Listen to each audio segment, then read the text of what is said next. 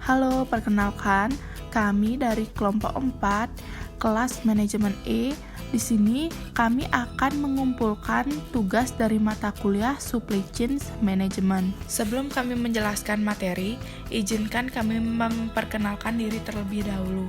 Yang pertama ada Gusti Ayumirah Dwi Anjani dengan NIM 3366. Kemudian ada Iwayan Pramarta Ananta Vijaya dengan NIM 3424.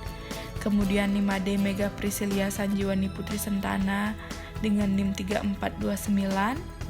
Kemudian Niketut Cantika Nevitasari dengan NIM 3433. Kemudian Nikadek Suci Artini dengan NIM 3444. Lalu saya sendiri Ida Ayu Agung Sri Intan Yuarita Dewi dengan NIM 3451. Dan yang terakhir ada Luh Dea Rizkanti Agustina dengan NIM 3459. Nah, jadi adapun materi yang akan kami sampaikan dalam video ini ialah mengenai konfigurasi jaringan supply chain.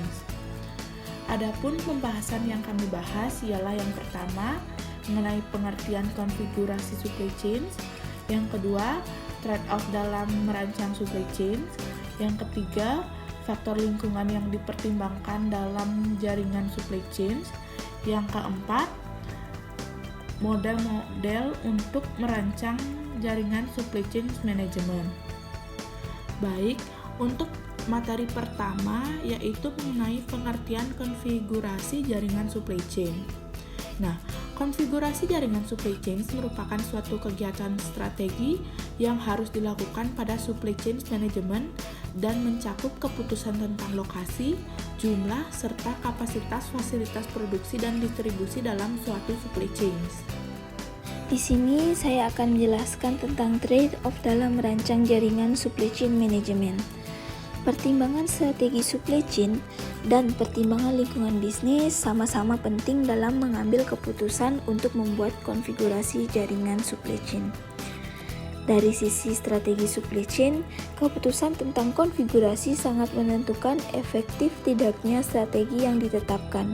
Contohnya, dalam perusahaan yang ingin responsif terhadap pasar, cenderung memiliki fasilitas yang lebih banyak dan biasanya menempatkan fasilitas produksi atau gudang dekat dengan pasar.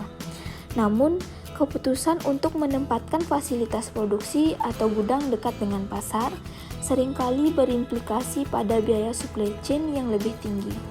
Di sisi lain, supply chain yang ingin berkompetisi atas dasar harga biasanya akan mencari tempat-tempat yang lebih murah untuk lokasi operasi, walaupun harus mengirim bahan baku maupun produk jadi pada jarak yang sangat jauh. Perusahaan yang menerapkan kebijakan seperti ini, yakni bahwa peningkatan biaya transportasi lebih rendah dibandingkan dengan peningkatan biaya produksi, sehingga biaya keseluruhan akan berkurang dengan menempatkan pabrik di lokasi-lokasi tersebut. Konfigurasi supply chain tergantung juga pada karakteristik produk dan model distribusinya. Contohnya pada produk soft drink seperti Coca-Cola yang pada intinya adalah produk fungsional dan harga menjadi salah satu faktor dominan dalam bersaing. Coca-Cola ini memiliki pabrik di hampir setiap wilayah, bukan hanya karena ingin responsif terhadap kebutuhan pasar, tetapi karena ingin mencapai efisiensi dalam proses pengiriman. Produk Coca-Cola ini merupakan produk yang relatif mahal biaya transportasinya sehingga agar produk mereka sampai ke tangan konsumen dengan harga yang murah. Dan Coca-Cola juga harus meminimalkan jarak transportasi. Baik, selanjutnya ada contoh konfigurasi jaringan SC. Teman-teman bisa lihat pada slide ada contoh konfigurasi jaringan SC. Jadi pada konfigurasi 1, yang pertama ada waktu respon lebih cepat. Selanjutnya ada biaya transportasi dari pabrik ke gudang lebih besar. Selanjutnya ada mencapai skala ekonomi pengiriman lebih sulit. Selanjutnya kebutuhan sumber daya pengiriman dari pabrik ke gudang lebih banyak. Dan yang terakhir ada biaya-biaya tetap yang berkaitan dengan fasilitas atau gudang lebih besar, biaya persediaan lebih tinggi karena tiap gudang akan memiliki stok sendiri, baik cycle stock maupun safety stock. Baik, selanjutnya adalah contoh konfigurasi jaringan SC yang B. Jadi pada konfigurasi 2. Jadi yang pertama dengan hanya ada 2 gedung, rata-rata jarak kirim dari gudang ke toko atau pusat pelanggan lebih jauh. Selanjutnya ada biaya pengiriman dari gudang ke lokasi toko atau daerah pelanggan lebih besar. Dan yang terakhir, semakin terpusat gudang-gudang penyimpanan suatu produk, semakin rendah fluktuasi permintaan agregat di gudang tersebut, sehingga safety stock bisa dikurangi.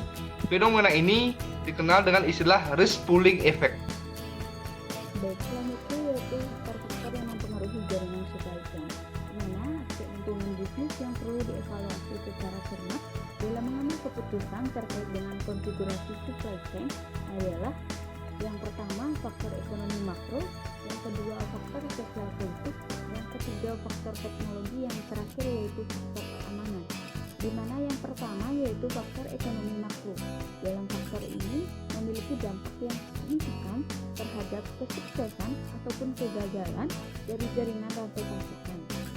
Di mana hal ini meliputi pajak, biaya cukai, tingkat kos, dan faktor ekonomi lainnya yang tidak ada dalam diri perusahaan tersebut.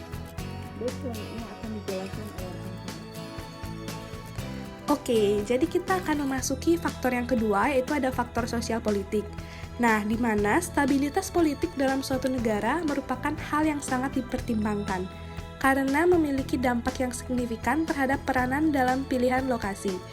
Biasanya, perusahaan lebih memilih untuk menempatkan fasilitas pada lokasi atau negara yang memiliki tingkat stabilitas yang memberikan kejelasan dalam hal dan aturan-aturan, seperti aturan perdagangan dan kepemilikannya. Beberapa hal yang dikaitkan yaitu ada kultur masyarakat, ada tingkat penerimaan mereka terhadap kehadiran investasi asing, ada juga ketersediaan tenaga kerja yang dibutuhkan. Selain itu juga ada peraturan ketenaga kerjaan dan kebijakan pemerintah lainnya.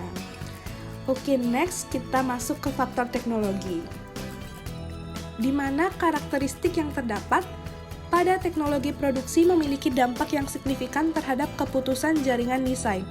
Fasilitas-fasilitas lokal dipersiapkan karena akan membantu biaya transportasi yang lebih rendah.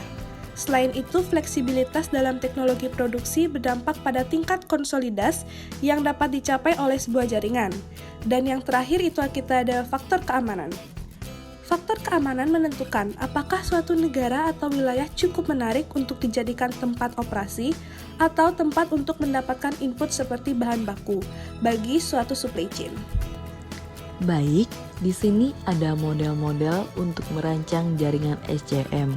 Yang pertama, metode kualitatif atau ranking prosedur, di mana langkah-langkah analisis metode kualitatif ini terdiri dari 3 bagian. Yang pertama, mengidentifikasi faktor-faktor yang relevan dan memiliki signifikasi yang berkaitan dengan proses pemilihan lokasi pabrik. Seperti yang pertama, lokasi pensuplai bahan baku, yang kedua, lokasi pemasaran, yang ketiga, lokasi tenaga kerja, yang keempat, kondisi iklim, yang kelima, UU dan peraturan lainnya, dan yang keenam, Factory Utilities and Service. Baik, selanjutnya ada langkah kedua, pemberian bobot dari masing-masing faktor yang telah diidentifikasi berdasarkan derajat kepentingan. Contohnya, lokasi pensuplai bahan baku berbobot 20% dikali banyaknya pensuplai bahan baku.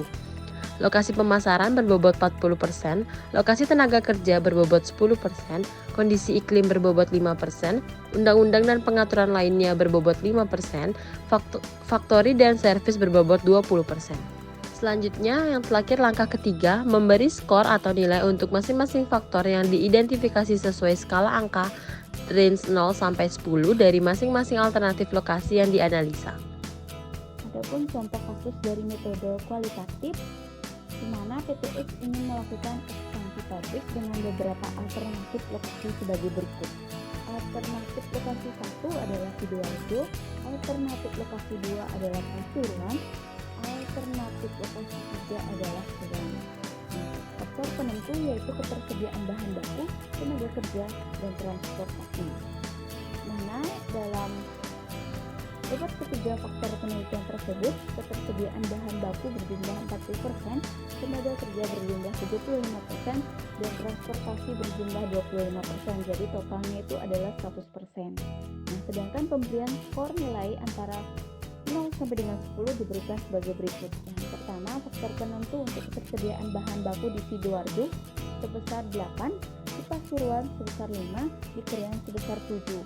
Sedangkan tenaga kerja di Sidoarjo 7, Pasuruan 8, Krian 4, dan untuk transportasinya di Sidoarjo 9, Pasuruan 7, dan Krian 8. Adapun penentuan total nilai dari masing-masing alternatif lokasi untuk Sidoarjo sama dengan 40% dikali 8 ditambah 35% dikali 7 ditambah 25% dikali 9, hasilnya 7,9. Sedangkan di lokasi Pasuruan 40% dikali 5 ditambah 35% dikali 8 ditambah 25% dikali 7, hasilnya yaitu 6,55. Dan yang terakhir Krian di mana 40% dikali 7 ditambah 35% dikali 4 ditambah 25% dikali 8 kemudian mendapatkan hasil 6,2. Nah, adapun total nilai terbesar adalah lokasi Sidoarjo dengan total nilai 7,9. Baik, kita akan lanjut ya guys ke materi selanjutnya, yaitu ada materi metode kuantitatif. Di mana model kuantitatif ini adalah Gravity Location Model. Model ini digunakan untuk menentukan lokasi suatu fasilitas, misalnya seperti gedung ataupun pabrik, yang akan menjadi penghubung antara sumber-sumber pasokan dan beberapa lokasi pasar. Jadi, kalau fasilitas yang dimaksud di sini adalah pabrik, maka tujuannya adalah mendapatkan lokasi dan meminimalkan biaya-biaya transportasi dan bahan baku dari supplier ke pabrik dan biaya-biaya transportasi dari pabrik ke pasar. Dalam logikanya, bisa digunakan bila fasilitas yang dimaksud tadi adalah gedung yang menjadi penyangga antara beberapa pabrik yang memproduksi barang tersebut dan beberapa satu lokasi pasar di mana produk-produk tersebut akan didistribusikan. So, sekian pemaparan video dari kelompok kami, and thanks for watching.